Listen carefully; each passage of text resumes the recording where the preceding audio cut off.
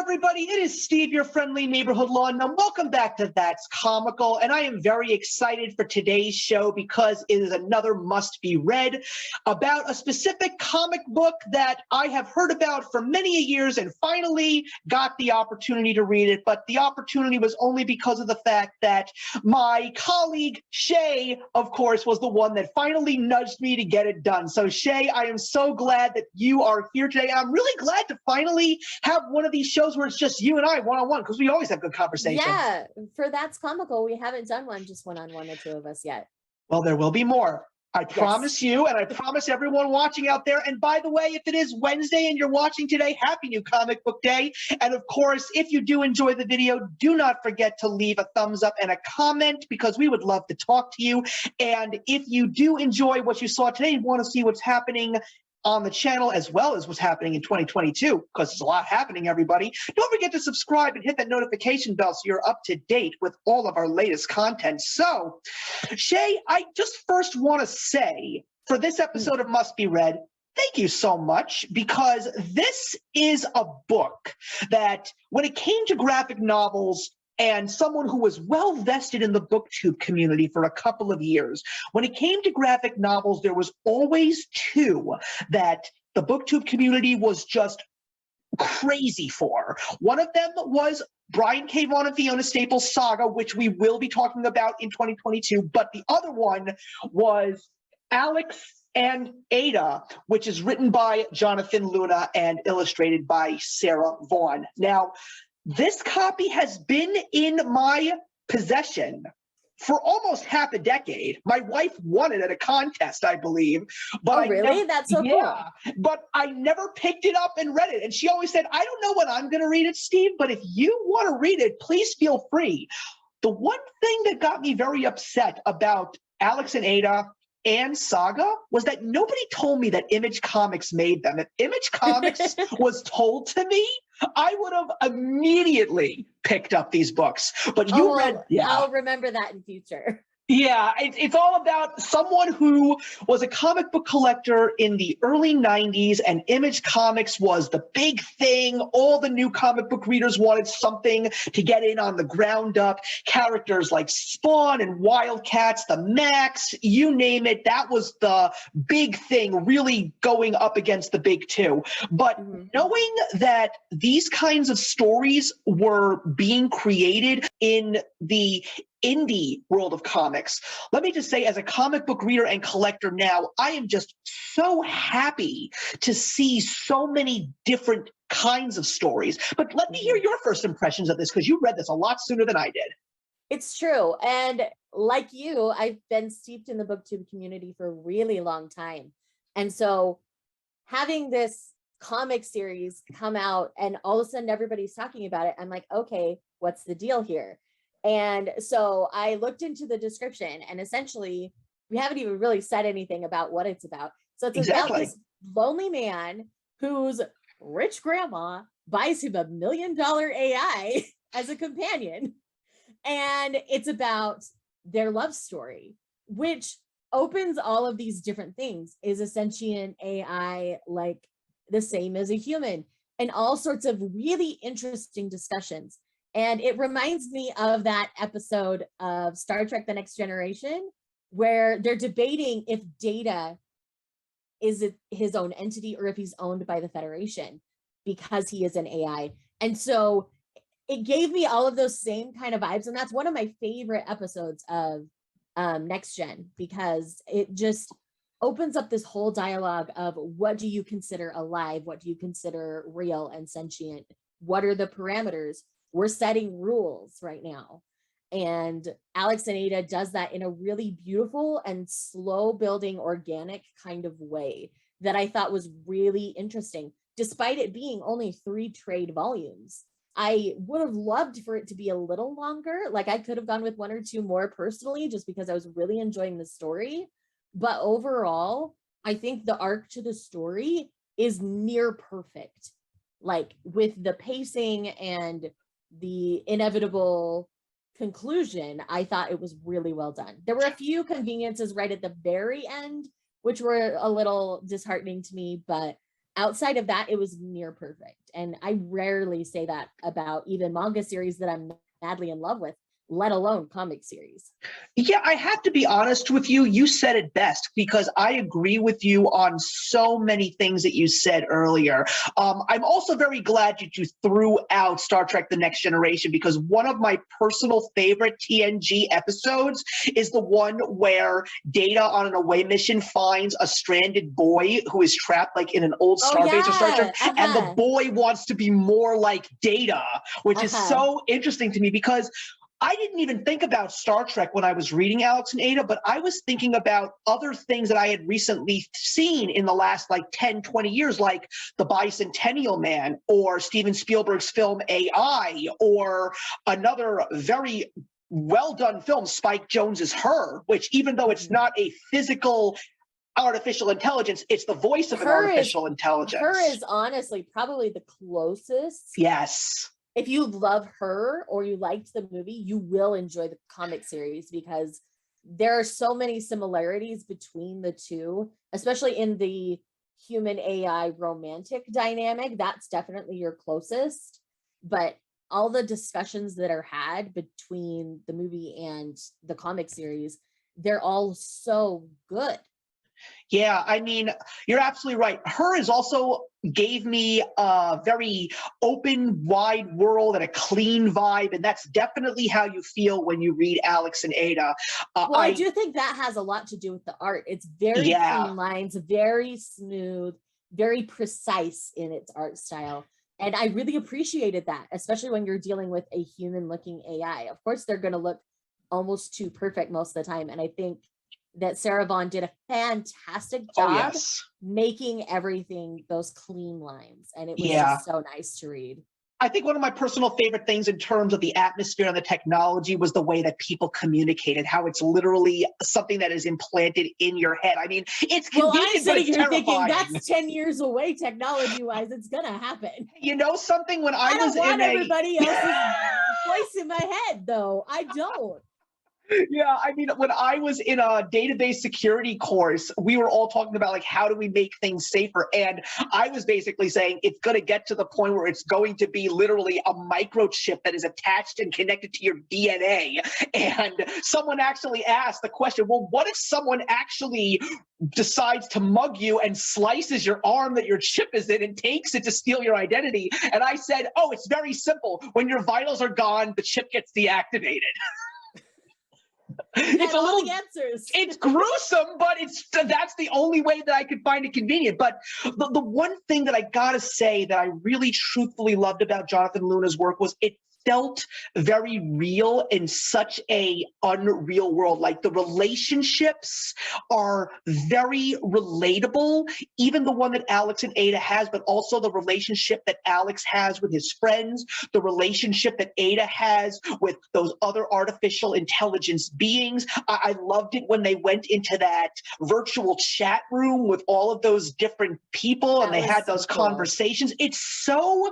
It feels like you've seen these things before, but at the same time, it still feels like something very fresh. And that's what makes a great story. Something that has been used before, but they know how to make those little spins to make it not feel entirely familiar. I mean, I still think one of the greatest things was the fact that his grandmother is the one that gave him the gift, because that's just a grandmother being a nice grandmother. That is such a trope. But I'm honestly okay with the rich grandma trope. That never bothered me.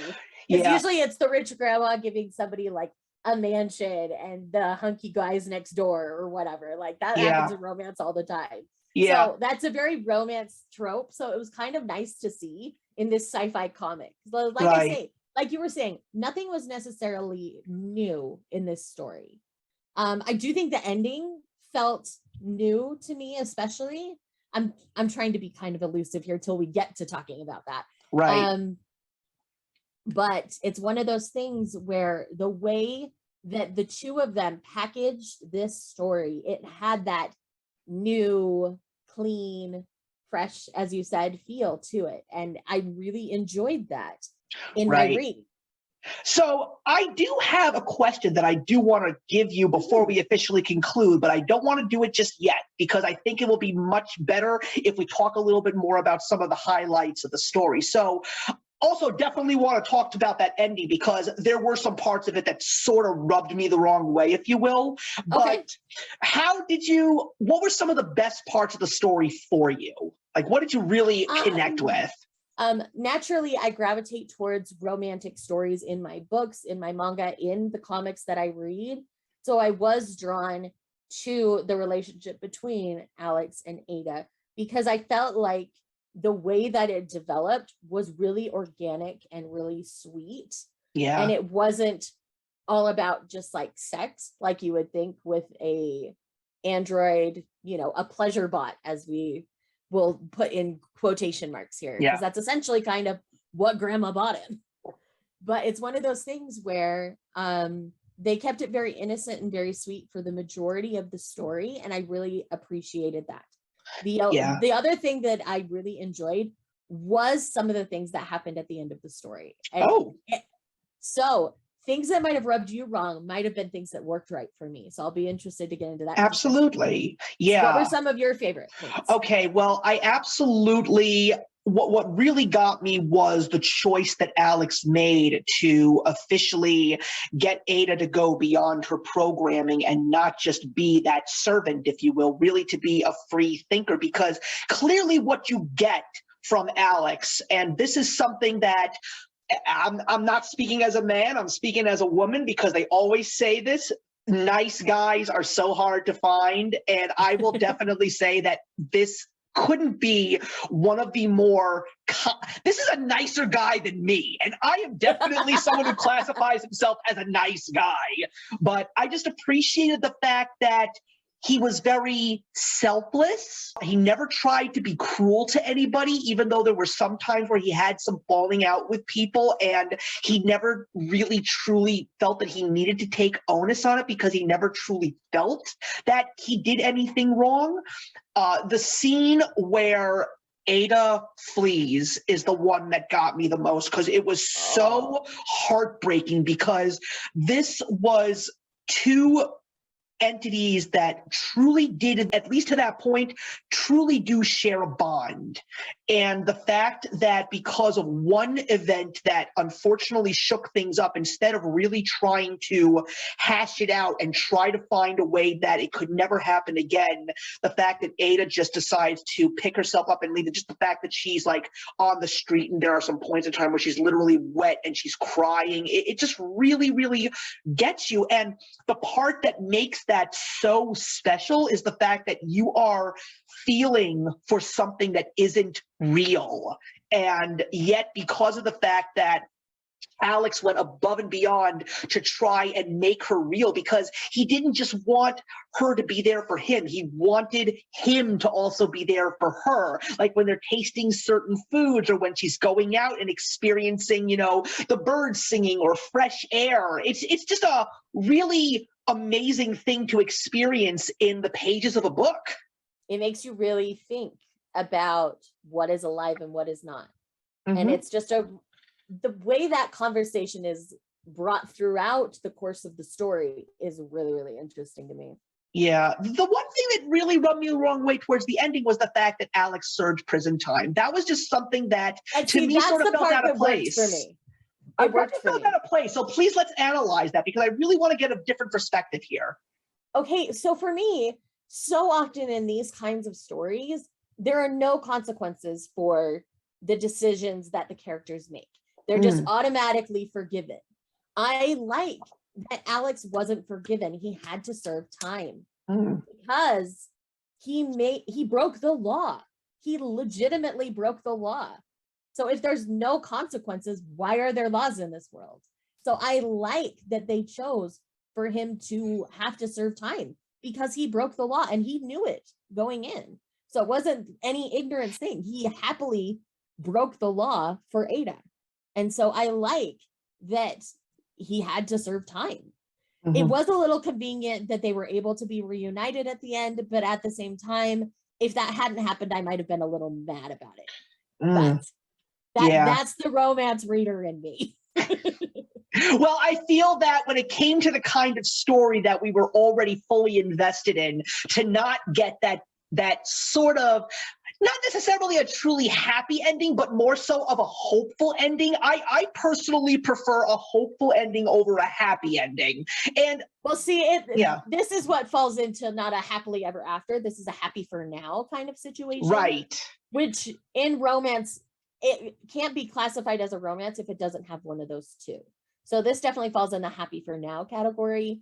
And then, you know, it leaves it open-ended. So you get to decide from there. But Absolutely. Yeah. So I definitely see where you're coming from. I guess this is just what happens when, because again, I'm pretty sure there are lots of people that feel the way you feel about Alex serving time. And there's a lot of people who feel the same way that I do. And I think it's just because of the fact that you connect with those characters so well. I think that's, like I said earlier, that I think is the biggest strength of this novel. It's not just it's just the way that these characters are written. The writing is absolutely brilliant. I mean, I don't know any other work that Jonathan Luna has written. Do you know anything else? Because I'm really more interested in a lot more of his work. Jonathan Luna did a kid's book called Starbright and the Looking Glass that I read recently. It was actually really cute. Okay. And then Eternal Empire is by him. And I have that to read. So I plan on reading that soon for the channel. Very cool. So, and that's another Image title, just not a well-known one. Oh, okay. I got to remember that one. Okay, what is the name of that one again? Eternal Empire. Okay, I'm definitely going to be checking it out as soon as we're done with the show. So this is the question that I wanted to ask you. And it's so funny because it's also based on a term paper that I wrote in college for a science fiction literature class.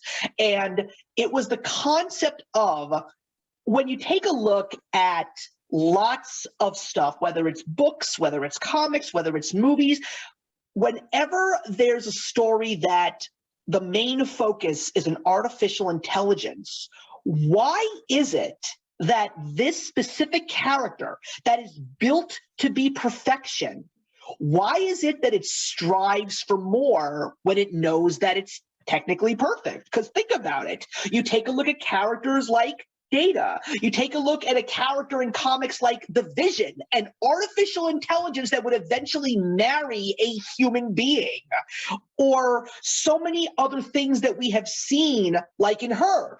Even though it's just a program, it strives for more. So it's sort of like, why is it that the perfect is struggling for imperfection? Because when you take a look at a human strives to be perfect, but it is always, almost always, like, if you ever find the perfect human, that would be a miracle of modern science. But there is no such thing as a perfect human. We always strive for that perfection. So why is it that the artificial intelligence, which is built to be perfect, seems to want to strive for those faults that make us human? I think it comes down to the fact that they are surrounded by humanity, and humanity is constantly striving for perfection. And so they find things, little nitpicky things within their own program that they want to change. I mean, Data wanted to understand humanity. He wanted to understand humor. He wanted to understand emotion, because a lot of these programs don't start with emotion, and they start to develop an understanding, at least, of emotion over time. I mean, one of my favorite Data moments ever is in, what's the movie? It's the first Star Trek Next Generation movie. It's my favorite Star Trek. It's my favorite Star Trek movie. And it's the one where he gets an emotion chip, and so he's singing the little life form song as he's looking for life forms on this planet. That's one of my favorite Data moments ever. And I think that's because, like, they've been surrounded by humans for so long that they want to understand their imperfections, so they seek imperfections to understand them. Right. I think that's exactly what it is. I'm glad you mentioned that, generations, because my wife and I will literally sing Searching for Life Forms whenever we feel like it. I do that all the time with my husband. So yeah, and do the little, and also do the little, like do that thing that Data did. Yeah, my favorite part of that moment is when Jonathan Frakes, Will Riker, is like is staring at Data, and his eyebrow like goes up a smidge. He's like, what the hell is going on? But then you go to First Contact, where Data and Picard are in that corridor looking for the Borg, and he's explaining his emotions, and Picard says, could you deactivate your chip, please? And then he goes, chip deactivated, sir. And then Picard goes, Data, there are times where I envy you. Like, if only it was that simple. Because you're absolutely right. It's the emotions that I think that really drive those little faults. And I think it's because of the fact that we have these little imperfections. I think it's the reason why life is what it is, and it makes us stand out, and it makes us individuals and not necessarily quote unquote robots. And I guess that when the artificial intelligence discovers that that's exactly what it was, and it says, well, I don't want to be a robot. But that's another thing I just thought about. What do you think would have happened if none of this would have changed? Like, do you think, I don't even think, based on the beginning of the story, that Ada even wanted to go in that direction. I think that she probably would have been just as happy staying the way she was. I mean, technically, if she didn't make that change, there would be no story, and we wouldn't be here talking about it. But what do you think would have happened if, Ada never went in that direction? Would Alex have evolved into the character that he is, or would he have tried to strive for something in a different direction? I think if they took a different path, I do think eventually the same thing probably would have happened. It just would have taken a lot longer. Just because organically, Alex would always want what he had with Ada. So I think eventually they'd get there regardless. If they went a different path, it would just be a slower walk to the same conclusion. Well said. I didn't think about that. Well, as far as I'm concerned, I think we pretty much wrapped up all the goodness that is this story. So I definitely think that this is a must be read. I mean, this is not, yes, there's romance in it, but I think that there's so many other deep things in here that are only going to add to it and make the romance a little bit more of a richer story. I mean, there's a lot of really great things in here, and I know that when it comes to these types of things, people like me like to shy away from it, but something, this is a fantastic story. There's something truly special in this book, and I think it is definitely one of the better comics to come out in this came out in the 2010s, if I'm not mistaken.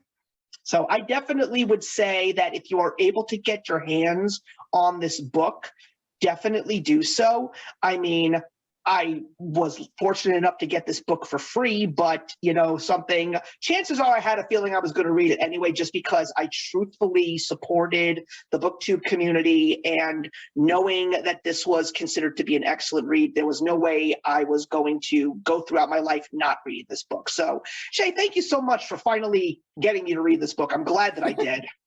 Not a problem, anytime. Now I just got to get you reading more manga. Yeah, the only thing about manga is the money. That's all that it is, and I gotta find other ways, because now I tell you, the Shonen Jump app, it's $2 a freaking month.